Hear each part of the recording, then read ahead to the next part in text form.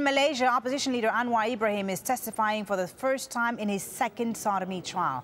Anwar is seeking to throw out DNA evidence produced by the prosecution earlier this week. He says it was obtained without his consent while he was being detained. Anwar faces up to 20 years in prison if convicted of having sex with a former aide.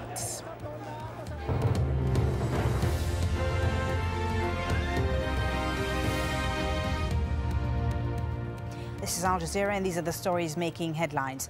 There's more political upheaval in Egypt. The Prime Minister, General Ahmed Shafiq, has resigned. His replacement is Essam Sharaf, who previously won accolades for trying to kickstart a new nationwide transport initiative. Now, a mass protest planned for Friday against Shafiq's rule is still set to go ahead. Shireen Tadros has the latest from Cairo.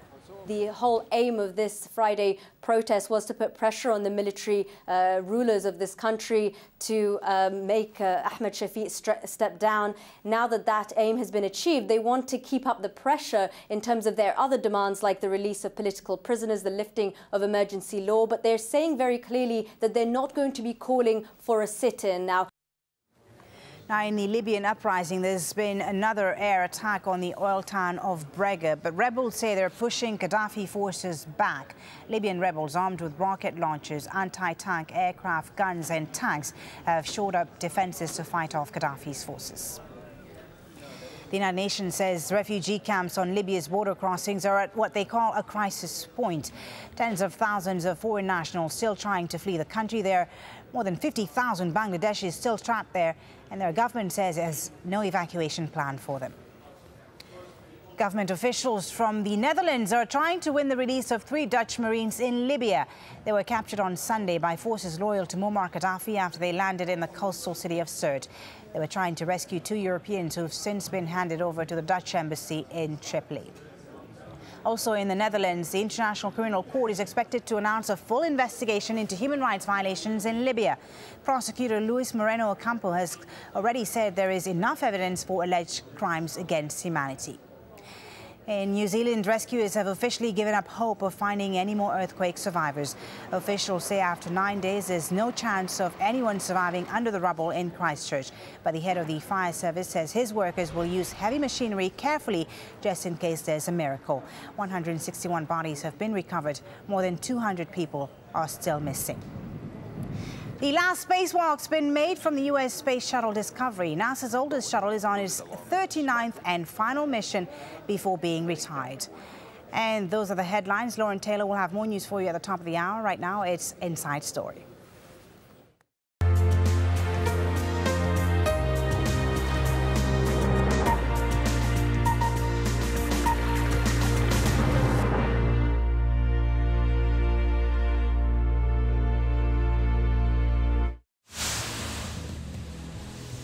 No-fly zone, 3 words dominating the discussion over just what to do next in Libya.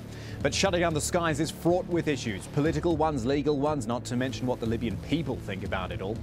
Can a no-fly zone over Libya really help to end the violence? This is Inside Story.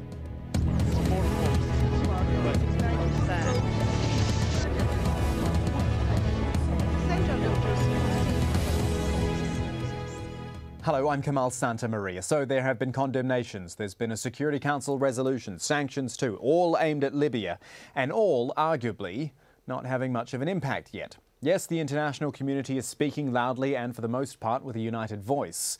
But the violence goes on in Libya and Muammar Gaddafi remains as defiant as ever. So what next? Well, the most talked about idea is a no-fly zone over the embattled country, something the United States has said is a distinct possibility. One of those actions that is under review is a no-fly zone.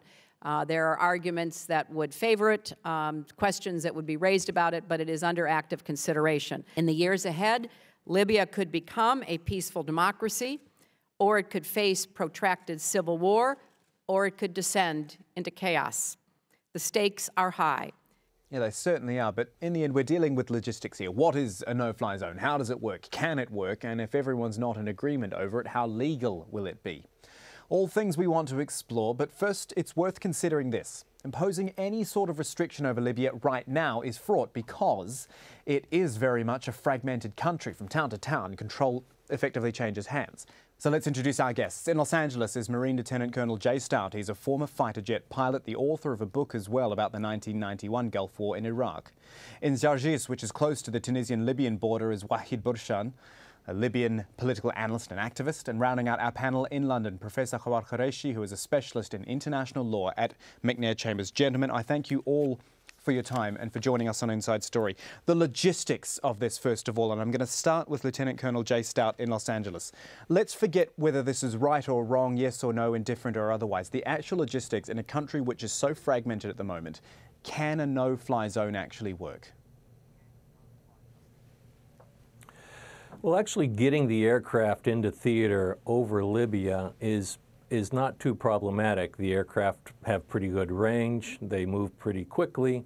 However, once they're out of fuel, they have to go somewhere. They need to go to a base.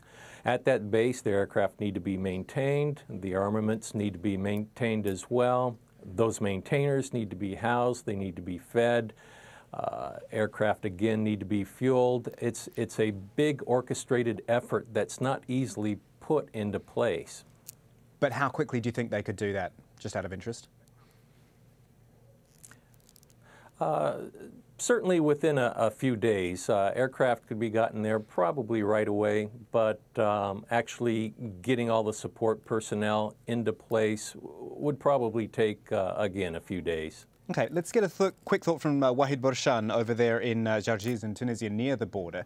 Just your thoughts on this whole idea in the first place, because it seems to be, I will say, the only idea at the moment, or certainly the most prominent idea.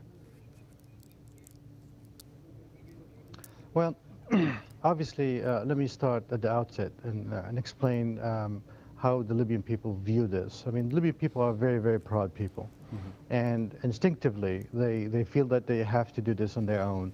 This is an internal thing. This is sort of like a house cleaning kind of thing. And obviously, they feel like they could do it and do it themselves. But some of the pragmatists, they look at the situation. They look at the way Gaddafi is clinching to power and fighting back and so on and so forth. They feel that they have to have some assistance, especially for the air coverage and so on. So clearly, Libyans are split about it. They feel that they want to do it themselves.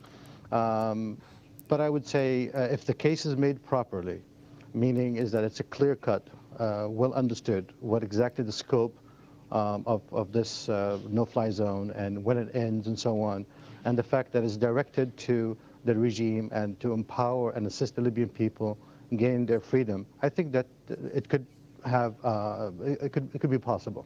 Okay, let's just pause and look at some of the reasoning and the logistics from the United States, at least, behind this idea of the no-fly zone. It comes from the head of U.S. Central Command, who is General James Mattis, and the Republican Senator John McCain. They were both speaking at a Senate hearing on Capitol Hill. Have a quick listen to this.